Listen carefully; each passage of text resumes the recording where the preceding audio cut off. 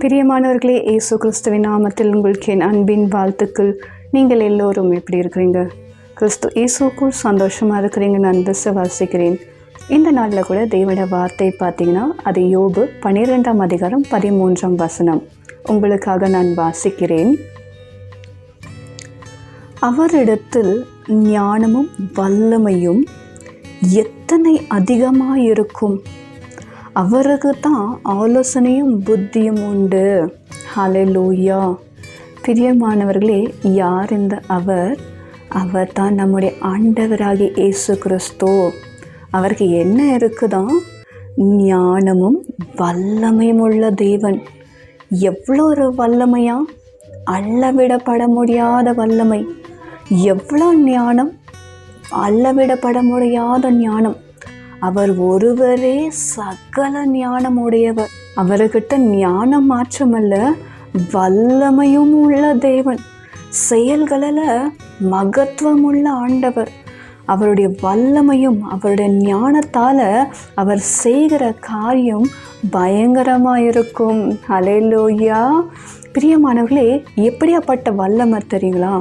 அவர் சொன்னாலாகும், அவர் கட்டளிட்டான் இருக்கும். அவருடைய வஸ்திரத்தின் தொங்கலை தொட்ட மாத்திரத்தில் அவர்கிட்ட வல்லமை புறப்படும். அப்படியாப்பட்ட வல்லமை உள்ள தேவன், அப்படியாப்பட்ட கிருபை நிறைந்த தேவன், அப்படியாப்பட்ட அதிசயமான தேவனை தான் நீங்கள் ஆராதித்து கொண்டு இருக்கிறீங்க. பாருங்க, ஒரு திருமண வீட்டில் ஒரு குறைவு ஏற்படுகிறது. ஒரு திருமண வீட்டில் ஒரு குறைவு ஏற்பட்டால் அது கனவீனத்துக்குரிய ஒரு காரியம். ஆகையினால் அந்த குடும்பம் மிகவும் கலங்கி இருக்குது. என்ன செய்வது என்று தெரியாமல் தவித்து கொண்டிருக்கிற நேரத்தில் தான் ஏசப்பாக்கு இந்த காரியத்தை குறித்து தெரிவிக்கப்படுகிறது.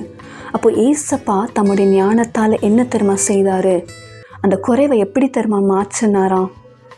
அங்கே ஒரு 6 கற்சாடி இருந்துச்சாம். அவர் தம்முடைய ஞானத்தால் அந்த 6 கற்சாடியை பார்த்து அதை தண்ணீரால் நிரப்புங்கன்னு சொன்னாராம். அதே மாதிரி நிரப்புனாங்க. அதுக்கப்புறம் அவருடைய வல்லமை என்ன தெரியுமா செய்ததாம்? அந்த தண்ணீரை நீங்கள் கொண்டு போய் கொடுங்கன்னு சொன்ன மாத்திரத்தில் அந்த தண்ணீர் திராட்சை ரசமாய் மாறினதாம்.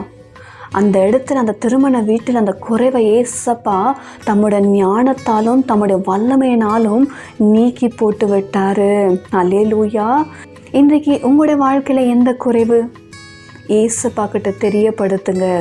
ஏசப்பாக்கு நீங்கள் தெரியப்படுத்தின மாத்திரத்தில் அவருடைய ஞானத்தாலும் அவருடைய வல்லமையாலும் அவர் உங்களை கிருபையாய் நடத்துவார். அந்த குறைவை மாற்றுவார். அவரால் முடியாத காரியம் ஒன்றுமே இல்லை. நீங்கள் அவருக்கு தெரியப்படுத்தின மாத்திரத்தில், உங்களுடைய குறைவுகளை அவருக்கு தெரியப்படுத்தின மாத்திரத்தில் அந்த குறைவில் ஒரு அற்புதத்தை செய்வார்.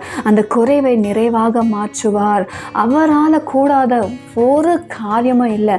மனுஷனால் கூடாது தான், ஆனால் ஏசப்பாவால் எல்லாவற்றையும் செய்ய வல்லமை உள்ள தேவன். சகல ஞானம் உடையவர். உங்களை கிருபையாய் நடத்துவார். ஜெபிக்கலாமா? தகப்பனே, இந்த நாளின் வார்த்தைக்காக உமக்கு நன்றி செலுத்துகிறோம். அப்பா, நீர் நல்லவர், வல்லவர். அப்பா, உங்களுடைய ஞானம் அளவிடப்பட முடியாததப்பா. நீர் வல்லமை நிறைந்த தேவன் ஆண்டவரே. இன்றைக்கு உங்களுடைய பிள்ளைகளோட வாழ்க்கையில் எந்த குறைவோ அந்த குறைவை இன்றைக்கே மாற்றுவீராக இயேசுவின் நாமத்தினால். அப்பா, உங்கள்கிட்ட அவங்க தெரியப்படுத்தியிருக்கிறாங்க. அப்பா, இன்றைக்கு அந்த குறைவை இயேசுவின் நாமத்தால் மாற்றுங்க. அற்புதமான விடுதலை அவங்க பெற்றுக்கொள்ளட்டும். இயேசுவின் நாமத்தில் ஜெபிக்கிறோம் ஜீவனுள்ள நல்ல பிதாவே. ஆமென். Praise the Lord. God bless you.